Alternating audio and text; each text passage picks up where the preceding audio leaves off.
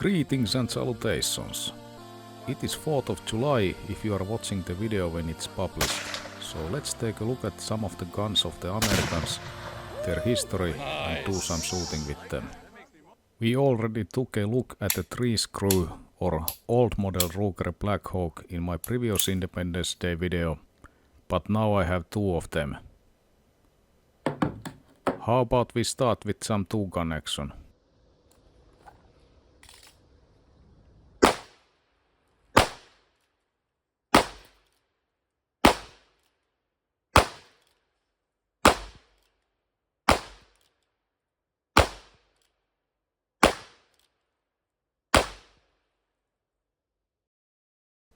Well, all in the paper, but I don't think I'll be shooting in gunfighter class in Cowboy Action Nationals. Next up, a new model Blackhawk in Bisley configuration.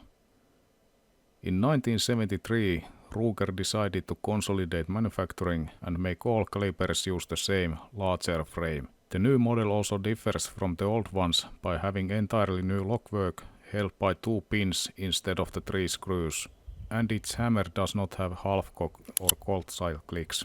Opening the loading gate frees the cylinder to rotate.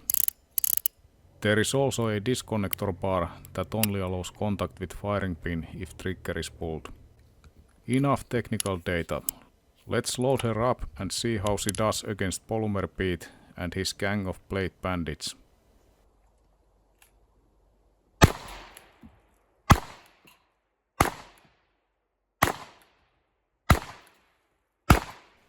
Yep, only one sheriff in this town. The venerable 1911 was replaced by Italian Beretta as the new M9 pistol in 1985. The Berettas have seen service in mostly sandy places like Somalia, Iraq and Afghanistan, and in addition of all branches of United States military, the Beretta has been used by multiple US law enforcement agencies. The military had some issues with reliability, mostly due using non-OEM spare parts and magazines, and there was also some concerns about the pistols and 9mm caliber stopping power.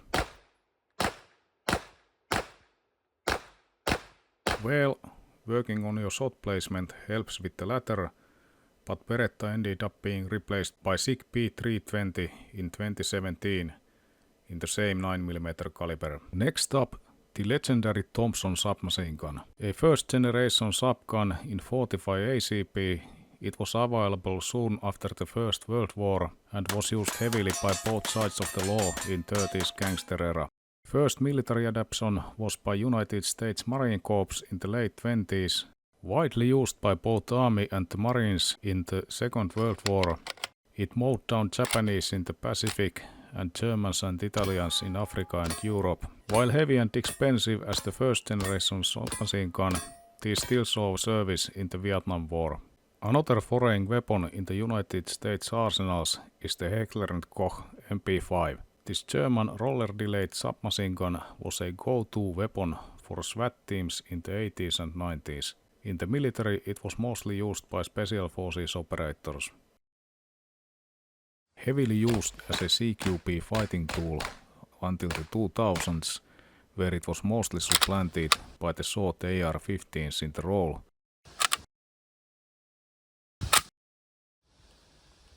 The MP5s are still in the service and have found a new niche as a personal defense weapon.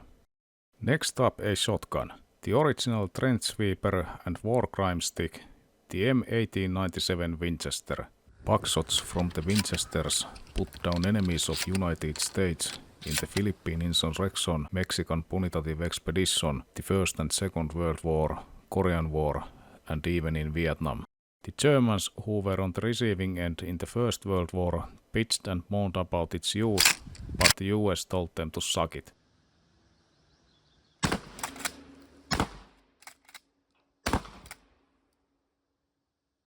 It was the first commercially successful pump gun designed by John Moses Browning himself. It saw widespread use with the lawmen during the Prohibition era and beyond, and was extremely popular sporting and hunting weapon, putting down ducks and dicks alike through its long career. The US rifle, model of 1917, fought alongside 1911s and 1897s in the muddy trenches of France and Germany. Originally a British design who expected the future combat to be long-range engagements after bitter lessons learned in the mountains and velds of South Africa. Is it just me, or do you also think that the English seem to have a recurring problem with ungrateful colonials shooting at them with superior marksmanship? At any rate, when the war were declared and the US armed forces were extended by the draft from 100,000s to millions, more rifles were needed. The P-14 lines producing rifles to the English were converted to produce the M1917 in the old 30-06. Planned as a secondary standard, it ended up being the most common military rifle in the US forces in the First World War. Over half of the soldiers were equipped with these, and for example, Sergeant Alvin York himself used one of these with deadly precision. After the Great War, it was decided that the M1903 would be the main US rifle, and the 1970s were put in storage. They did see some service in the Second World War, arming allies and seeing limited US use. Marlin, as a long-time competitor of Winchester, made lever guns in pistol and rifle calibers as an independent company until being bought up by Remington in 2007, which then went belly up after an absolutely insane lawsuit. Recently, Ruger has started to reproduce these. This example is a 1894 in .357 Magnum. Unlike Winchester's, Marlin has a fixed top and side eject, which keeps the water out of the logwork. This was appreciated by the gold prospectors in Klondike during the gold rush, as it kept the guns from freezing up. The Marlins didn't see military service, with possible exception of Spanish-American War of 1898, but I would bet money that some of the gold diggers' guns also have a body count. Nowadays, the flat top makes possible to mount optics, and there's a bit of a surge of interest for the tactical lever guns.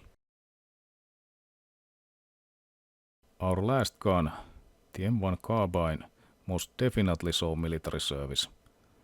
Planned as a PDV for truckers, etc., to replace the pistol, the M1 ended up soldiering as a frontline rifle in all fronts of the Second World War and in the Korean War. Designed in 1943, it was in official US service until 1973. The handy and light rifle was a popular weapon. It was the first major case of non-corrosive primers in military firearms. And as a very cost-effective to produce, over 6 million were made during the Second World War, more than any other US weapon.